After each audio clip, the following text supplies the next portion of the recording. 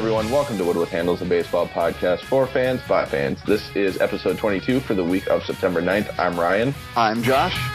Before we get started, how has your week been? It's been very busy. A lot going on this week. Had a good weekend, though. Been kind of relaxing. Wild cards are bouncing back and forth. The Tigers are sucking it up a little bit this week. But, hey, I know we're a baseball podcast, but the only football team in the world that matters is the Michigan Wolverines, and they won yesterday, so I'm good there. So that's the only football you watched this weekend? Yeah, literally the only football I've watched this weekend, and it's most likely the only football I'll watch for the rest of the year. I see. Getting started this week, biggest news probably to either of us, probably not necessarily the biggest baseball news, but biggest news for the two of us as fans of this team. Pittsburgh Pirates had their 81st win, which means they are officially their first winning season in over 20 years. Yeah, you guys couldn't see it, but I was over here fist pumping. I'm pretty excited about this. Major step in the right direction, and they're just not going to finish above 500. They're going to finish way above 500 and most likely get into the playoffs. And good for them because it's definitely a step in the right direction. I for sure thought they were going to crash and burn. I was saying it up until a couple weeks ago. I'm still shocked that they did it. I mean, awesome for them. I like the Pirates. I wouldn't want anything bad to happen to the Pirates. It's just what they do. And I know we all say it. Well, it's what they do, and that's the only reason we say it. But I mean, come on now. This is what they've done for over 20 years. I mean, they've always had brilliant streaks during middle of seasons and then just completely faltered. They haven't stayed as hot in the second half. They haven't been as good, but I mean, still they built themselves up enough of a lead. I don't think they're going to win the division, but nonetheless, they're going to get in the playoffs, which is good in my book. And once you're in that one-game playoff, and even you're in the playoffs, all bets are off, and anything can happen. What about Justin Morneau? That seemed to work out really well for him. Yeah, hopefully. I think they got him more for playoffs, but we'll see. Yeah, I mean, it's insurance. Like we talked about last week, it's icing on the cake. I mean, it's nothing but good for him. You mentioned him, or you mentioned the Pirates probably not winning the division, but going to the wild card. We talked about last week. We'll probably talk about it every week until the end now, which is only a couple more weeks. 2 weeks, 2.5 weeks, 3 weeks. Yeah, but how do you see the National League Central playing out for the rest of the year? I think the Cardinals are going to win it. I think the Pirates will win that other Pirates and Cincinnati. I think will both get the other two wild card spots. But there's something about I really like the Pirates. I've been a huge fan. I've said it all year, and I'm going to keep saying it. But there's just something about St. Louis that they seem to really turn it on at this point in the season. So I fully expect them to win that division. But St. Louis plays and then for the other two wild. But St. Louis plays like shit against other National League Central teams. Yeah, that's true. And typically they haven't been good against the Pirates. I mean, I think they won 2 of 3 in this last series. Is that correct? I'm not sure what they took in the last series. Yeah, they typically haven't played well against the Pirates, but I think that's the last series that they have with them. But I think they play the Reds some more, though. Yeah. I think it's definitely going to be one of those that's going to come down to the last couple of day type deals.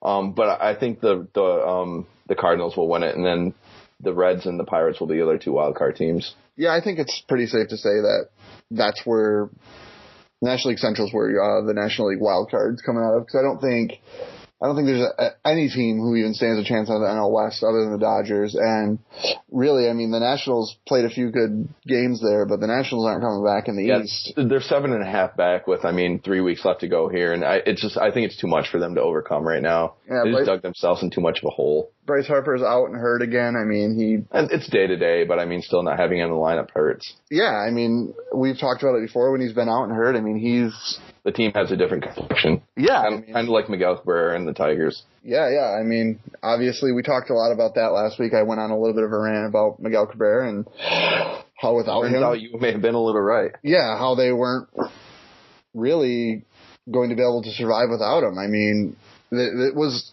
really a huge week for teams in the, American League Central. I mean, it allowed the Indians are now 1 game out of a wild card spot right now.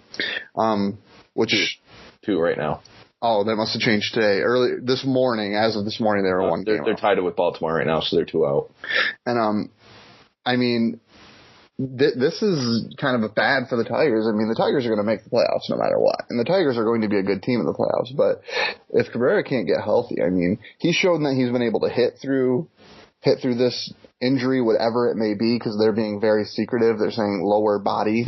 But sounds like a football injury. Yeah. Yeah. I mean, a lot of the people that articles I've read and other baseball podcasts I listen to are saying it's probably a herniated disc or some kind of hernia.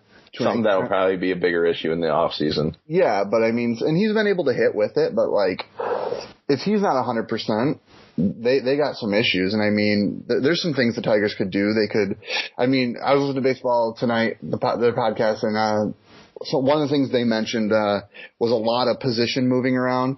Would have been, I believe, what they suggested. And you can tell me if this makes sense, because I don't know the Tigers well enough, but it was keeping Iglesias at shortstop. When Peralta gets back, move Peralta to third base. Miguel Cabrera would be DH, and Victor Martinez would be catcher, and Avila would basically sit the bench. I'm fine with that.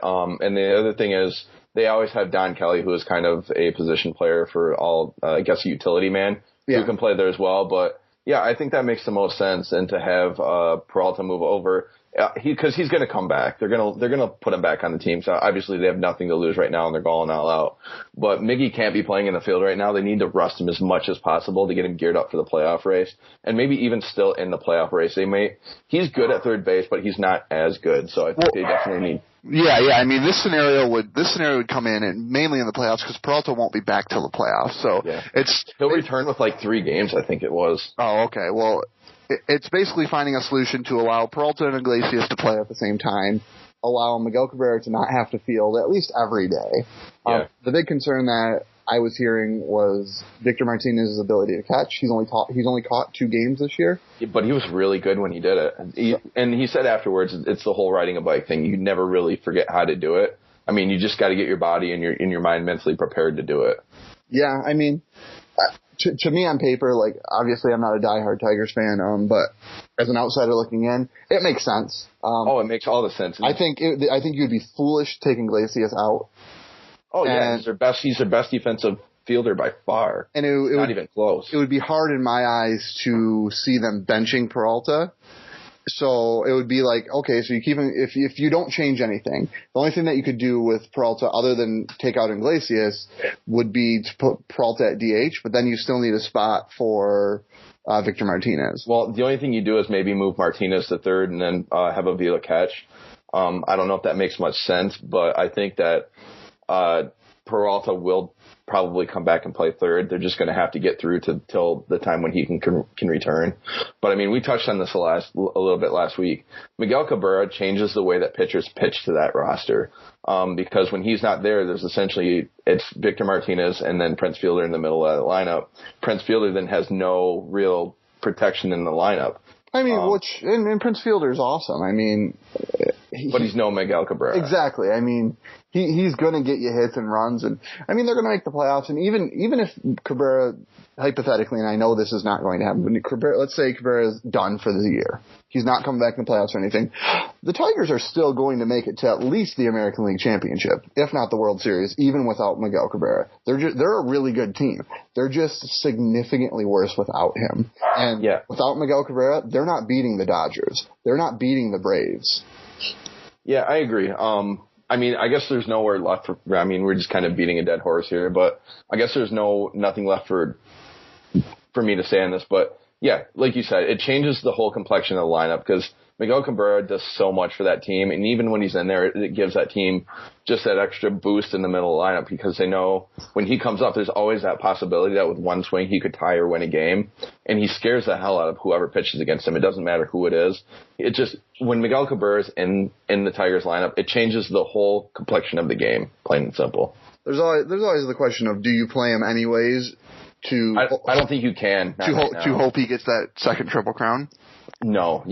I think right now the World Series is more important. The Triple Crown, obviously, I don't think it's going to happen. It would take a lot of – I think – is he still 4 behind How many Davis? How many does he have? Because Davis has 48. I think he's stuck on 42. He hasn't played – he hasn't hit many, so – Yeah. Davis has 48. He's 2 away from 50, which would be the Orioles' franchise record. Oh, wow.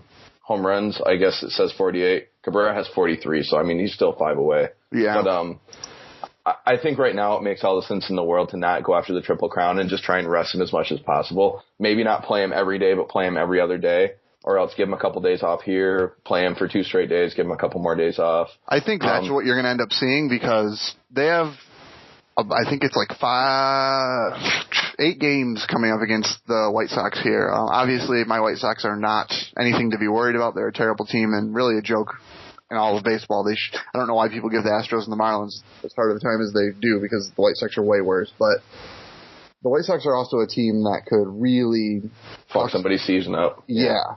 Because they have nothing to lose. And the Royals are trying to do that right now with the Tigers this weekend. Yeah, I mean, the White Sox have nothing to lose.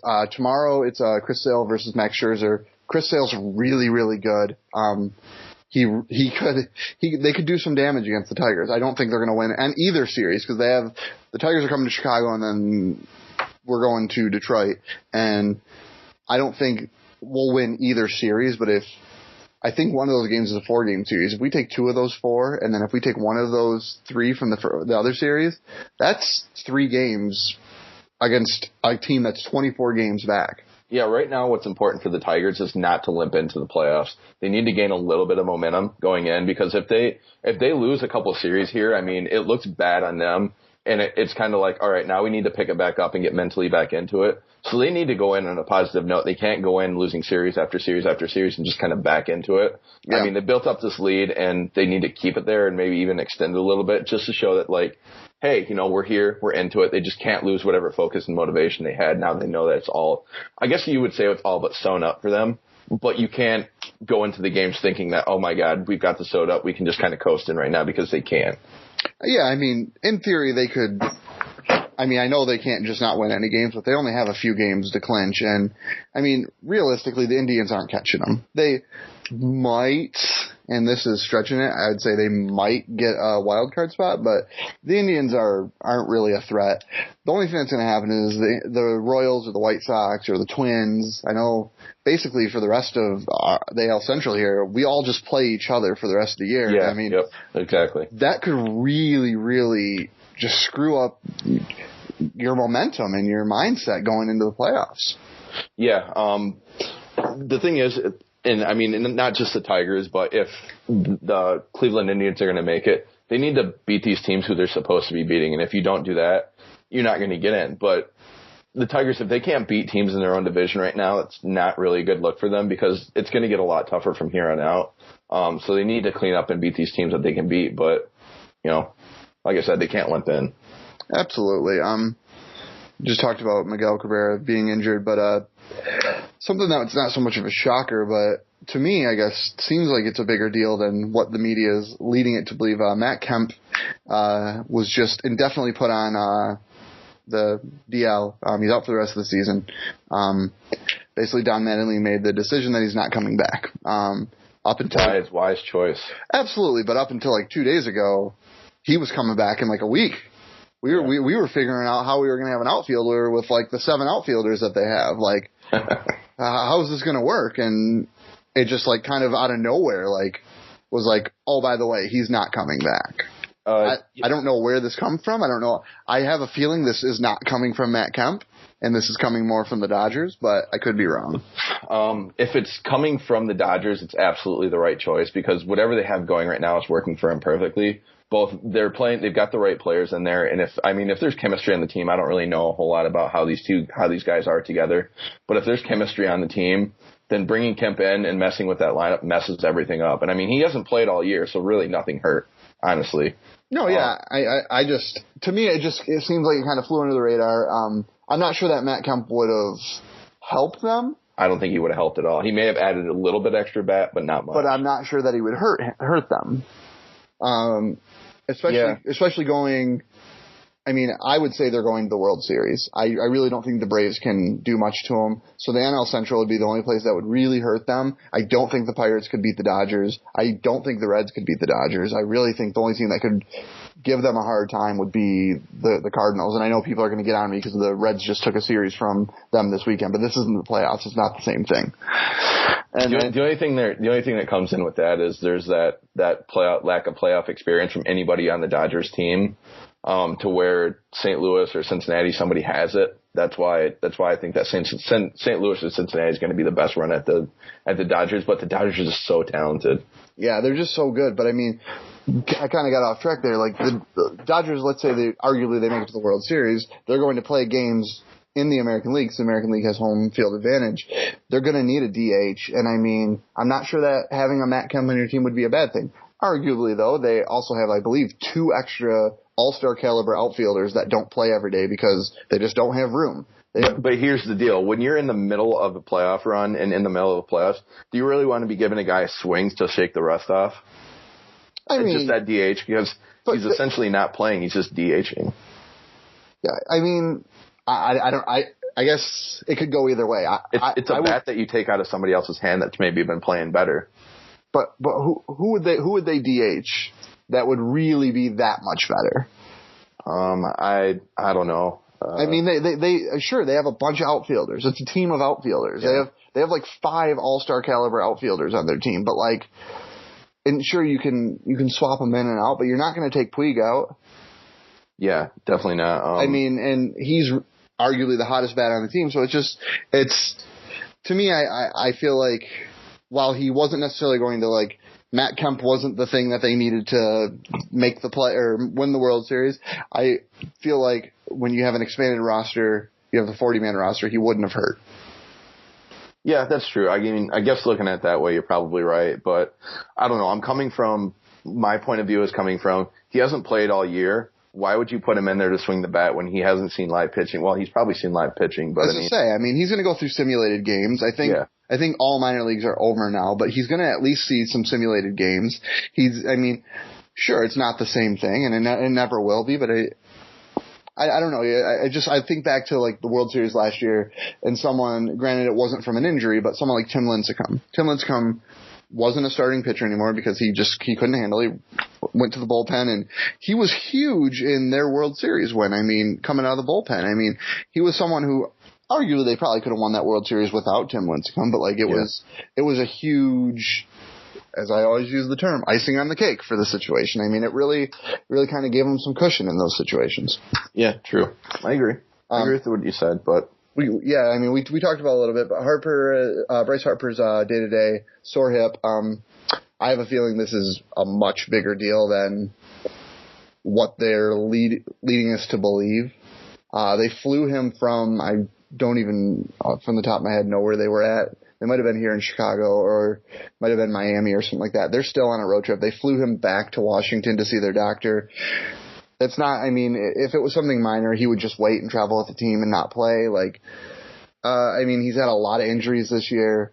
Obviously, it wasn't his year. Me and you argued who would have more home runs, Bryce Harper or Adam Dunn. Adam Dunn just his 31st today. Didn't really work out for me. Yeah, I should have took money on that bet. Yeah, no, you should have. But yeah, I'd have been screwed. Yeah, it's just kind of sad to see for Bryce Harper. As much as I dog him, I really like Bryce Harper. He's fun. He makes the game fun. I went on my rant about Puig last week, and I mean he's one of those guys. Yeah, he's one of those guys that makes the game fun. And yeah, sad to see. Bryce Harper is one of my favorite players. Probably up there in my top, probably 3. But yeah, he can't seem to completely get on track this year. Just when he starts hitting and getting on track, or even just getting on track and playing well, something seems to hit him. And like you said, if they flew him from where they are to see doctors, if it were day to day, it probably wouldn't be a big deal. But they have him listed as day to day, and usually that potentially leads to a bigger issue. So they're just trying to wait out to see what's happening, probably. But should have never ran into that fence. Yeah, really, that's foreshadowing. Yeah. But if they're gonna make a run, and it's really seriously in doubt right now because time's just slowly ticking away from them. Maybe not slowly, but fast, ticking away pretty fast for them. They're gonna need every ounce of him that they can get.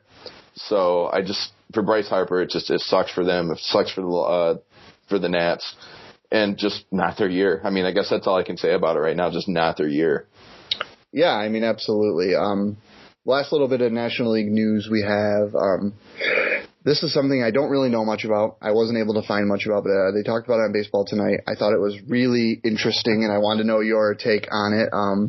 We've done good about not talking about PEDs so much lately, or really not about talking about A-Rod, or we haven't talked about Ryan Braun in a long time. But Mr. Ryan Braun took the liberty, apparently. All this is allegedly. I don't have anything to back this, so if anybody does, please let us know. But rumor has it he took it upon himself to call one by one every Milwaukee Brewers season ticket holder and apologize for his actions and for not being there and just for everything that he's done.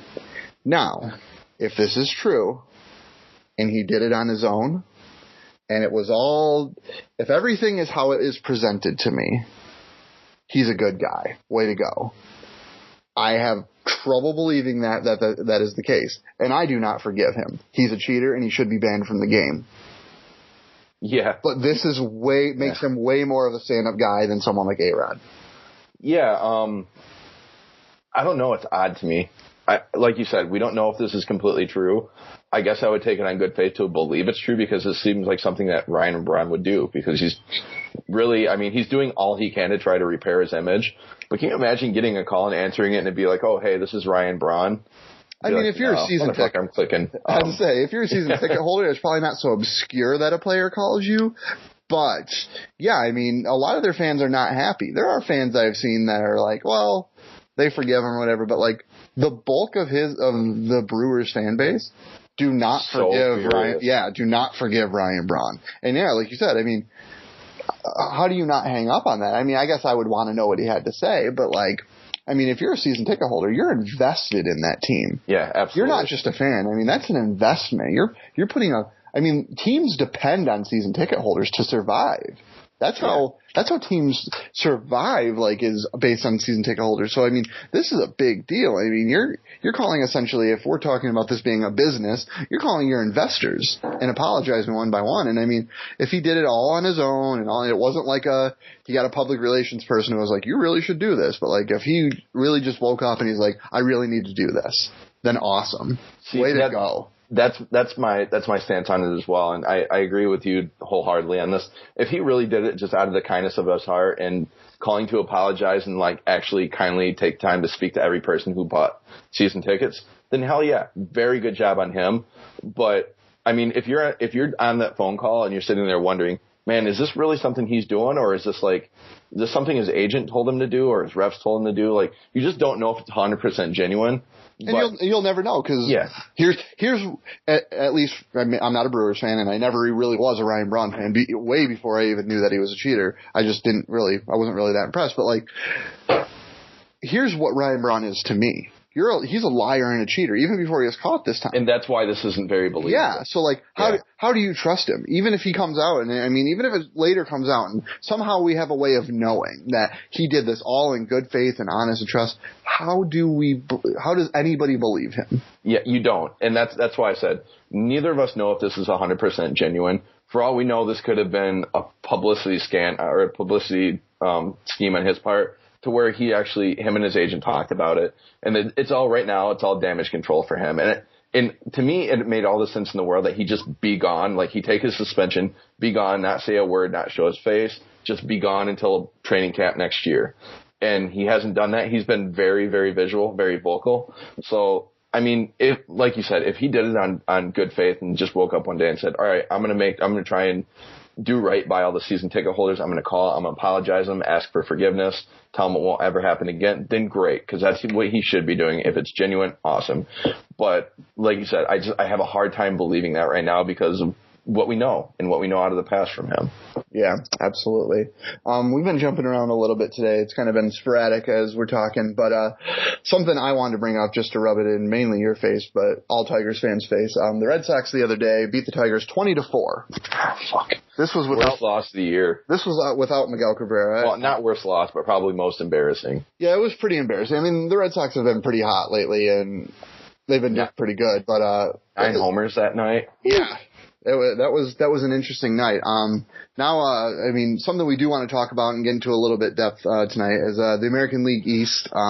Basically, it's not quite as interesting as the National League, but National League Central, I should say. But there's a pretty interesting, I would say, race going here. The Red Sox are in first, but right now the Rays are taking one of the wild card spots, and the other's coming out of the AL West. But the Orioles, in my opinion, should be there in front of the Rays, and the Yankees aren't. But I believe, because they did win today, they're a half game behind. Yeah, they're Baltimore. Yeah, they're half game behind Baltimore, 1.5 out of the wild card spot, or 2.5 out of the wild card spot. And I mean, this is a really interesting division. Before we get started, we'd like to bring in a friend of ours, our very first female guest, Bullpen Betty, to the show. Betty, thanks for taking some time to talk with us today. You're welcome. Thanks for having me on, and I'm so proud to be your first female guest. Yeah, we've needed one for some time now. I've been talking with you for a few weeks to get you on, and it's good to have you on. Obviously, you're a Yankees fan. You run a Yankees podcast, but getting started with our American League Central or American League East conversation, we're going to talk with about the Red Sox first. Obviously, I just gave Ryan a hard time. They beat the Tigers 20-4 the other day, but something that kind of came across to me today was Ellsbury has a shoulder injury and is listed day-to-day, but could be out until at least the playoffs, which could really hurt their team. I mean, he's a big power hitter and big deal for them. Was it shoulder? That would be really too bad. That would be horrible if that went awry for them. I would be so sad. I'm sure you would. But yeah, I mean, this could be a big deal. Obviously, I think with as little time that's left, the Red Sox are pretty much guaranteed to take the division. But yeah, they're 7.5 up right now. So yeah. I mean, and there's only 2 weeks, 2.5 weeks left. I think they're sitting pretty well. Yeah, but I mean, this could be a big deal for them. We talked a lot about on the show today about Miguel Cabrera being a big deal now that he's out for the Tigers. But how do you feel that this is going to shape or even affect the wild card, which the Yankees are in contention for? You're asking me, your first female guest? Yes. I agree, unfortunately, that Boston, they're just invincible right now. Do they have the best record in all of baseball, in fact? They may. I think they're at 600 winning percent. They've 87. Yeah, they're just above Atlanta. Right. Yeah. So Atlanta's doing great in the National League, but so it's crazy. Their lineup is insane. What I'm mostly concerned about, and granted it might be a little bit of a pipe dream, but it's not over till the fat lady sings, right? We've got Tampa, Baltimore, and Cleveland sort of in our way for the wild card. So those are the three teams that Gigo, my sidekick on my Bullpen Betty podcast, and I are keeping our eye on. And interestingly, Baltimore, Cleveland, and New York all have the same number of wins. It's just that New York has one more loss because they played one more game than Baltimore and Cleveland. Got ya. I mean, obviously there's pretty good wild card race going on. Probably only one wild card's coming out of this division because the other one's going to come out of the AL West. But it's kind of been bouncing between Baltimore and the Rays for a while now. But the Yankees have been playing pretty hot for the past couple weeks and seem to be catching up to them at this point. How do you foresee the last 2.5 weeks going? Well, so we did great against the Chicago White Sox. Everybody does. Come on. Well, you know what, though? They swept us when we were in Chicago. We sure did. So you never know on any given day. And then, Boston came to town, and they won 3 games in a row, and they were just crazy games because it was like we were winning, and then they just tired us out, and then we lost in the last couple innings.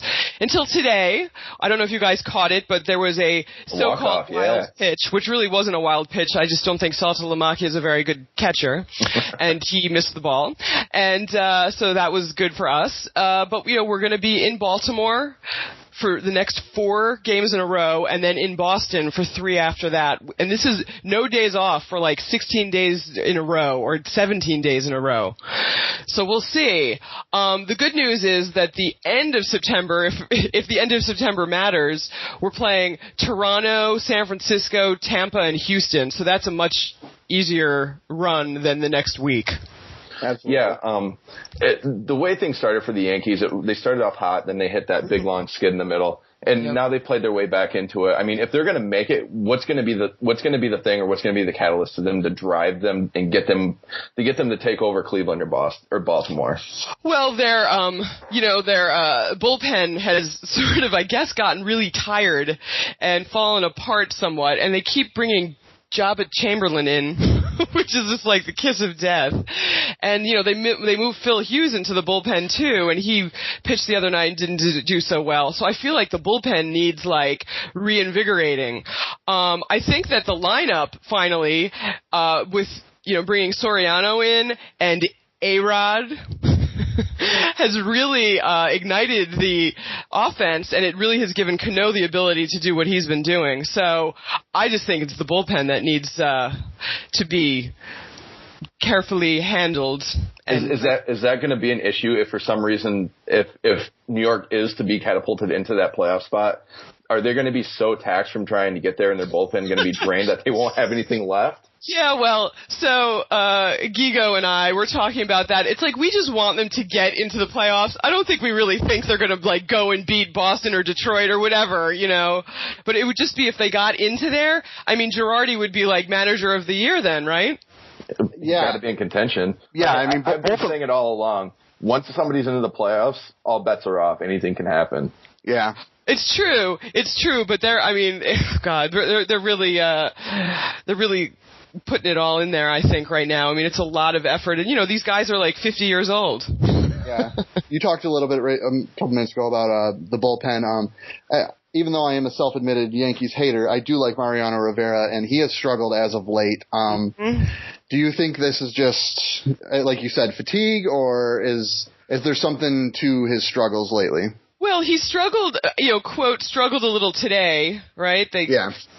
You gotta let a home run go. But, we're talking about the Boston Red Sox, so their lineup is crazy. Otherwise, nothing else happened, right? And there was no other real, damaging hit except for this one home run. And then the last game that he pitched, they were like, oh, he blew that save. But actually, I think that the pivotal moment was when there was a Jeter missed the ball when they were trying to get the guy stealing second, if you remember, and the ball went into the outfield. Yep. So that definitely messed up Mo's mojo. Yeah, I mean, intended. So I don't really know. I mean, yeah, the guy's 43 years old, whatever. I don't think that he's pitching badly. I just think that that some of these teams have crazy base running abilities and offense, and I don't know who would have been able to hold that down. The worst thing I saw this year having to do with Mo was the Mets in the beginning in May when he blew the save against the New York Mets. It was crazy. That was the worst, and that was in May. So, I'm going to Mariano Rivera Day, which is on the 22nd. Wait, can I just stop you there? I heard a rumor Metallica might make an appearance there. Is that true? Say, and the reason why I'm going is that, well, beyond that it's Mariano Rivera Day, is that Metallica is rumored to be playing, my friend who I'm going with told me that, well, not only because he read it, but also Metallica is playing at the Apollo in New York City the night before, so they're going to be there. Town. Yeah, they're going to be there. I mean, that would be so cool. That would be the biggest thing I've ever seen. Probably the coolest thing I've ever seen. So Bullpen Betty is going. That's awesome. Well, hey, send us a picture. I will. I think I have the worst seat in the house, but they were so expensive, the tickets, that we were just like, whatever. Yeah, I mean, just being there will be completely worth it. Obviously, we talked a little bit about how it plays out, or how it may play out. What are your feelings about the Rays and the Orioles? I said it a little bit before we had you on, but I kind of don't think that the Rays deserve it. They played kind of like shit for the beginning of the season. Now they're not even doing that well. David Price came back from his injury really hot, but his last 2 or 3 starts haven't been so great. I'd really like to see the Orioles, if it's not the Orioles or the Yankees, over the Rays, in my opinion. Well, definitely we always have problems with the Rays when we're in Tampa. It's really challenging for the Yankees to beat the Rays, but we managed to, I think, a couple times the last time out there. What really bothers me about the Rays is that they stopped calling themselves the Devil Rays. Pretty salty about that, huh? It's just ridiculous. But and the Orioles, I mean, they're just a great team. They have a great stadium. I kind of agree with you. Of course, I want the Yankees to be in there, but you know, and last year we battled it out with the Orioles too in the end. So I think I like the Orioles better as a team than Tampa as well. I mean, Florida, who cares, you know? They don't care about it. They have the worst attendance in baseball. No, there's like 8 people in the stadium. It's worse than Yankee Stadium. Yeah, do you think MLB really wants to put that stadium on display the playoffs? That'd be awful. It's terrible. It's like the AstroTurf or whatever they're calling it now. I hate those stadiums. I can't blame teams for going in there and losing, probably because they're so bored to death by what they're seeing in that stadium. I can't believe you said that, because I have said, I'm like, the reason why the Yankees lose there is it's so aesthetically unpleasing, they're just disgusted by having to play there. Yeah, it's crazy. Overall, the Yankees stand a chance. I will go on a limb, and you will hate me for this, to say that they are probably not going to make it. Well, you guys are kind of being generous. I know you want to, like, curse and scream and you know, talk about how much you hate the Yankees. So. Well, Ryan's Yankees hater. Ryan's not as much of a Yankees hater as he used to be. He jumped on the bandwagon a little bit this year, but I am a full-out hater. And you suggested that they should hit A-Rod in every game that he plays in. Absolutely, every at bat. He should never be able to swing the baseball bat again. Don't you think that perspective, when I heard that, I said that you guys really needed to have me on as a female in this, because that's just bad karma, and don't you think that will come back and haunt you somehow? No. He doesn't care. You're not going to win this argument. No. He is what's wrong with baseball, period. Well, I'm no lover. I never was a lover of his, but I have to say he kind of has injected something into the way the team is playing since he's been back. But would you give that credit to him, or would you give that to Alfonso Soriano? I'll give more credit to Soriano for sure. I want to adopt Soriano as like my own. He's amazing. I'm so happy. You know what it is? That's part of my thing too. Is I'm so nostalgic over Soriano being there, Jeter, and then the whole thing with Mariano going on. That I think that's part of why I like the Yankees so much this year. Is it takes you back to when you liked the Yankees a while ago, and not so much like. That never happened. I was just say this guy's never liked the Yankees. Yeah. That never happened. Babe Ruth played for the Yankees when I liked the Yankees. Oh, yeah. He hates so much on the Yankees. I do. I really do. I know. So many people do, but I understand why. You know, the envy runs deep. I don't know if it's envy. I don't know that I would go that far, but I am a hater. Self-admitted hater. It's hard for me to like them, but I have multiple times throughout our show, mainly earlier in the year when they were really hot at the beginning, given them a lot of credit for playing very well without their key players. What, in April? Yeah. I mean, place? Yeah, exactly. When they were doing very well, I gave them a lot of credit. I do think Girardi deserves a lot of recognition for what he's done this year. He's handled the A-Rod situation very well, and he's overall handled everything very well. So I am a hater, but I'm a hater just based on being a hater, and I admit a lot of it I can't really back this year because they've been good, and overall, there's not much to hate other than A-Rod at this point. So you hate him the most and like Mo the best if you had to pick. I would say if I had to like 3 Yankees of all time: Babe Ruth, Derek Jeter, and Mariano Rivera. All right, so Josh 2 of them are on the current team.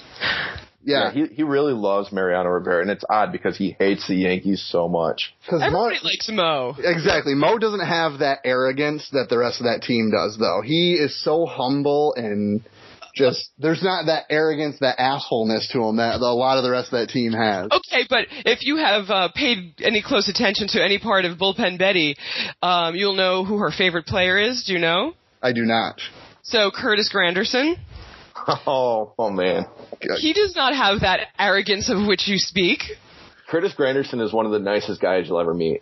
Okay. And I have met many times. I saw the pictures. So you did see them. Yeah. I know. He's having a little trouble with the bat right now, but all that being said, when he was here in Detroit, he was always one of the fan favorites, and he was actually a favorite player of mine. And a lot of people liked him not only because of what he did on the field, because he was such a great guy off the field. He did a lot in the community, and a lot of people had a hard time when he left because of that, and myself included. He has his own foundation called Grand Kids, and he is building like a stadium in the city in Chicago for, kids, a baseball stadium, because he's originally from Chicago, I'm sure you know. Yeah.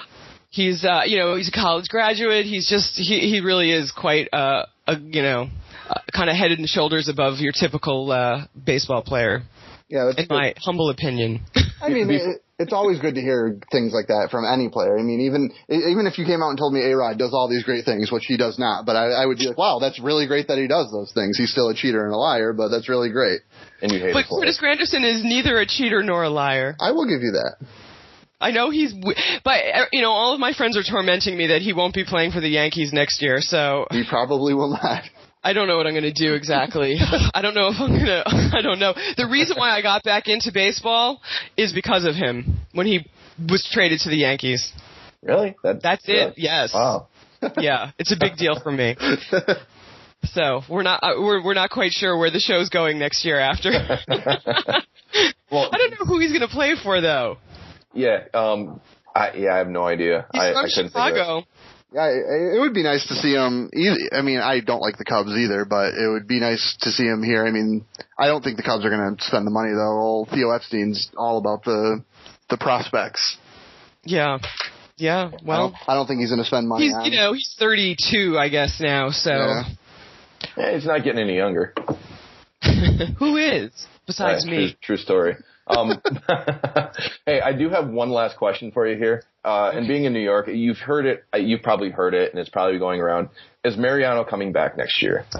Well, I keep hearing Joe talking. They're like, Joe, you're trying to get him to stay. And he's like, well, I'm not trying to get him to stay. I'm just saying he doesn't have to retire if he doesn't want to.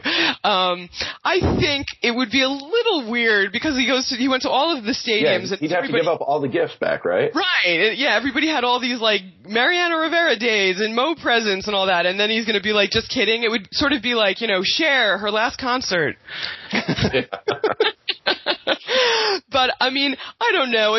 I think maybe quit while you're ahead, right?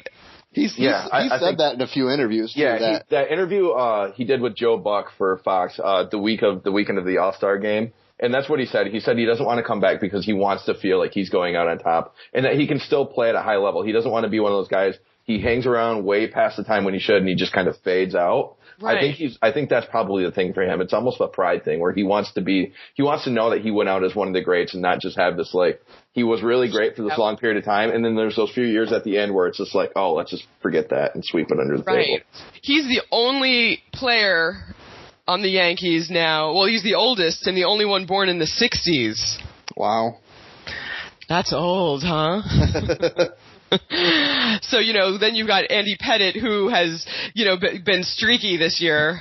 And he actually has pitched well the last two games, but then, the whole thing blows up when the bullpen comes in. So he's the other one that's sort of like, dude, maybe it's time. I don't know. Absolutely. So yeah, I think that Mo should probably bow out because of that being on top, and also because it would be weird after all of the hoopla this year to then not leave. Yeah, he'd have to give back that really badass chair from the Twins. That rocket chair is awesome. That really was awesome. So, and then, if Metallica plays for him when I go, yeah, how are they going to top that? Yeah, you can't do that a second time. I agree. Yeah. Well, Betty, that's all the questions we have for you today. We'd like to thank you for coming on, spending some time with us, and having a good time, really. Thank you so much for having me on. It was really fun. Before we let you go, would you like to tell everybody where they can find you and your podcast on the internet? I would love to. Thank you for offering that. So yes, it's Bullpen Betty, and I have a podcast on Podomatic, which is bullpenbetty.podomatic.com. And I'm also on Facebook, Facebook.com/BullpenBetty. That's BETTY. So you can get on there and like me. And I have a Twitter feed, twitter.com/BullpenBetty. And I even have a website, bullpenbetty.com. Awesome. Yeah, thanks for talking with us today. Give us a little bit of insight on American League East, and taking time out of your evening to chat with us. Great, super. Thanks so much, you guys. Thanks, Betty. All right, bye-bye. Well, that's our show for the week. We'd like to thank Bullpen Betty for taking some time out of her day to come and chat with us. And also just a reminder, you can find us on Facebook and Twitter by searching Wood with Handles. Once you're there, wherever you listen to this, whether it be iTunes or YouTube, Stitcher, however you consume this podcast, like us, thumbs up, share it. A lot of these things take one click, and it'll help us a lot more than you guys even could possibly realize. I'm Ryan. I'm Josh. Thanks for listening, everybody.